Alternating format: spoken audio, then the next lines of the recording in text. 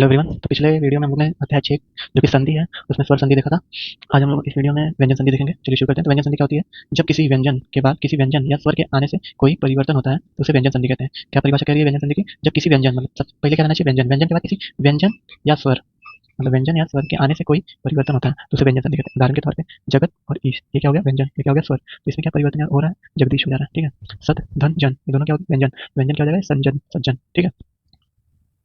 अब जैसे स्वर संधि 8 प्रकार की थी, वैसे ही व्यंजन संधि भी 8 प्रकार की है। पहला क्या है? स्तुत्व संधि। क्या है? स्तुत्व संधि। दूसरा क्या है? षट्व संधि। थर्ड क्या है? जसत्व संधि। चौथा क्या है? चरत्व संधि। पांचवा क्या है? अनुनासिक संधि। छठा क्या है? अनुस्वर संधि। सातवां क्या है? लत्व संधि। और आठवां क्या है? एक सेकंड। आठवां क्या है? बस पर सवर्ण्य संधि। ठीक है। तो स्तुत्व संधि का क्या है? स्तो स्तुनाच चु। जो सूत्र है क्या है? स्तो स्तुनाच चु।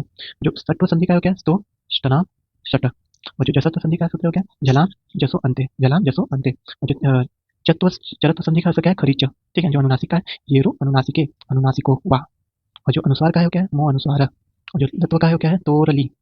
जो पसवर्ण्य का क्या है? अनुस्वर्ण स्वर रस्य यही पसवर्ण्य। ठीक है। तो चलिए पहले व्यंजन संधि देखा जाए जो कि क्या थी? स्तुत्व संधि। इसका सूत्र क्या देखे थे हम लोग? स्टो स्टुनाश्चु। स्टो स्टुनाश्चु क्या कहती है इसकी परिभाषा? यदि सकार सकार सकार या त वर्ग से पहले या बाद में श या च वर्ग आए तो सकार या त वर्ग पर श या च वर्ग हो जाएगा। ठीक है। इसका कहने का मतलब क्या है? यदि सकार है, ठीक है, यदि सकार है या कोई त वर्ग है, ठीक है, इसके बाद में यदि कोई श या च वर्ग है, ठीक है, तो क्या हो जाएगा? तो सकार या तकार पर श या च वर्ग हो जाएगा। तो सकार और तकार पर क्या हो जाएगा? ये दो वर्ग आ जाएंगे। ठीक है।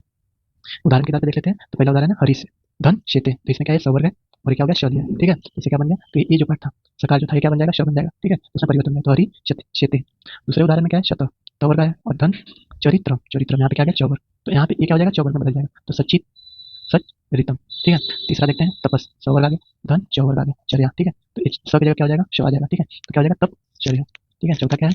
सद धन जन। सद एक त वर्ग हो गया, ये च वर्ग हो गया। ठीक है। तो क्या हो जाएगा? सज्जन। ठीक है। दूसरी संधि देखते हैं क्या है? स्तुत्व संधि। स्तुत्व संधि के सूत्र कहते हैं स्तुना स्तु। ठीक है। यदि सकार या तवर, फिर से वही बताया, सकार या तवर के बाद या पहले सकार या तवर को, सकार या टवर को, तो सकार या तवर को क्रमशः शकार या टवर का आदेश है। यदि श के साथ श होगा या तो थ द ध न। ठीक है। तवर हो गया, सवर हो गया। इसके बाद या पहले अगली स या टवर आ जाएगा। ठीक है। एक सेकंड। ठीक है। तो सवर और तवर के बाद यदि शकार या टवर का है तो जो सकार है उसको परिवर्तन हो जाएगा श में, और त का हो जाएगा ट, थ का हो जाएगा, थ का है उसका हो जाएगा ट, जो ध का उसका हो जाएगा ढ, जो ध का उसका हो जाएगा ढ, ऐसे न का हो जाएगा न। ठीक है। तो इसी तरह से बदल जाएंगे। उदाहरण देख लेते हैं। पहला क्या है? चेश।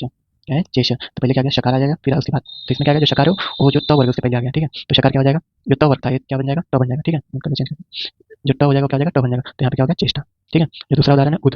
और क्या है? डीन। क्या है? उद और डीन। उद क्या था? त वर्ग का था, उद ड। ठीक है। और डीन क्या आ जाएगा? ट वर्ग का आ गया। ठीक है। तो ये दो हो जाएगा, ये क्या बन जाएगा? ड। तो उड्डीन हो गया। ठीक है। थर्ड क्या है? कृष और धन न, तो इसे हो जाएगा कृष्णा। ठीक है। समझ आ गया? ये जो न वर्ग था ट वर्ग का था, ये क्या बन जाएगा? न ट वर्ग का। चौथा है ईश धन त, तो क्या हो जाएगा? इष्ट। ठीक है। अब नेक्स्ट संधि देखते हैं तीसरी वाली जो कि है जसत्व संधि। जसत्व संधि क्या कहती है? झालाम जसो अंते।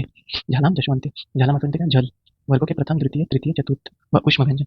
वर्णों के प्रथम द्वितीय चतुर्थी तथा उष्ण व्यंजन के बाद यदि जस वर्ग का तृतीय व चतुर्थी वर्ण हो तो जस वर्ग का तृतीय वर्ण होगा। ठीक है। इसको अच्छे समझते पहले लिख लेते हैं। यदि झल है, ठीक है, झल दिया है।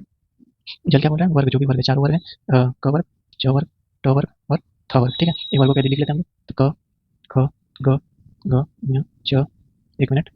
तो उष्ण व्यंजन यहाँ लिखेंगे श श स स। ठीक है। ये सारे वर्ग अपने पांचों वर्ग है। क वर्ग का ये लगाएं, च वर्ग का ये, ट वर्ग का ये, ट वर्ग का ये, प वर्ग का ये। ठीक है। इसमें पहले क्या हो गया? जो झल दिया, झल दिया वर्गों के प्रथम, तो प्रथम हो गया, ये द्वितीय हो गया, ये तृतीय हो गया, ये चतुर्थी हो गया। ठीक है।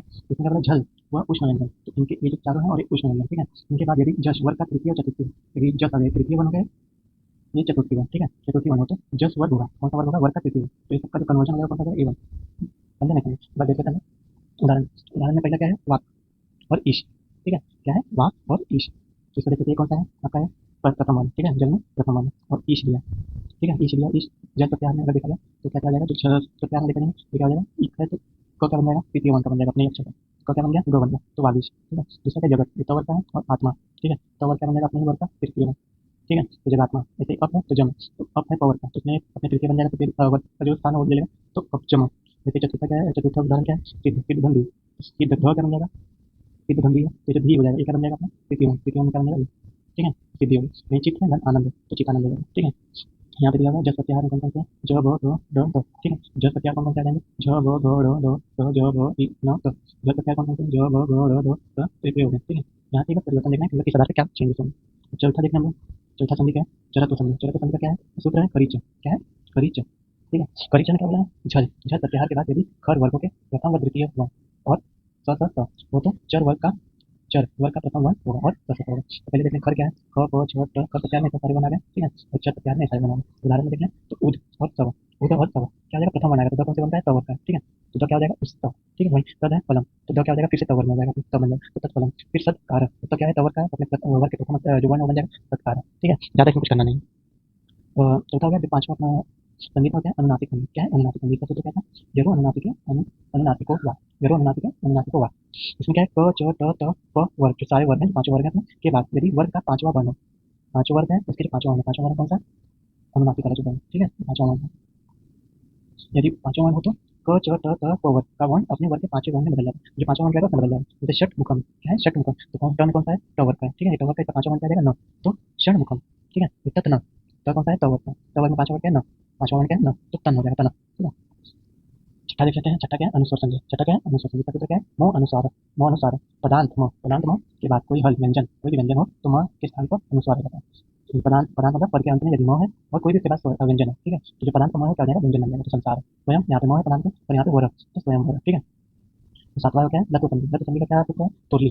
त वर्ग के बाद ल हो तो त वर्ग का ल हो जाता है। यदि त वर्ग के बाद कोई भी त वर्ग है उसके बाद यदि ल है तो जो त वर्ग है उसका परिवर्तन हो जाएगा ल में हो जाएगा। ठीक है, जैसे उत लेख, उत धन लेख, तो त वर्ग क्या बन जाएगा? ल में बन जाएगा, तो उत लेख। यदि तत् धन लीन, तो तल लीन। उत धन लास, तो उल्लास। ठीक है, आठवीं संधि है व्यंजन जो क्या है? पर सवर्ण संधि। इसका सूत्र क्या लिखा है? अनुस्वारस्य यदि पर सवर्ण, अनुस्वारस्य यही पर सवर्ण। यदि अनुस्वार के बाद, अनुस्वार के बाद कोई भी वर्गीय व्यंजन है, वो अनुस्वार है, उसके बाद कोई भी वर्गीय व्यंजन है। ठीक है, तो अनुस्वार के स्थान पर आगे आने वाले वर्ण का उसी वर्ग से पंचम वर्ण होगा। तो जो अनुस्वार है, अनुस्वार के आने वाले वर्ण जिसमें है, उदाहरण देखें तो अम है, तो इसके बाद क वर्ग। ठीक है, तो इसी के वर्ग का वो पांचवा वर्ण, यानी कि क वर्ग में पांचवा वर्ण क्या है? न। तो अंकित। ठीक है, ऐसे ये है अनुस्वार है कम और यहाँ पे ट वर्ग दिया है, ट वर्ग का क्या है? न। ठीक है, ट वर्ग का पांचवा वर्ण क्या है? न, तो क्या हो गया? कुंडित। ठीक है, यही क वर्ग फिर आ गया कम और ये ट वर्ग आ गया। क वर्ग का क्या था? म। ठीक है, तो क्या हो जाएगा? कंपते। यही न है और ये ट वर्ग का है। ठीक है, ट वर्ग का क्या आ जाएगा? पांचवा वर्ण न, तो क्या हो जाएगा? मुंडित। ठीक है, तो बस ये अपना गंदी संधि खत्म हो गया। चलिए आगे नेक्स्ट वीडियो में हम लोग समाप्त करेंगे, तब तक रिवीजन कर लीजिएगा।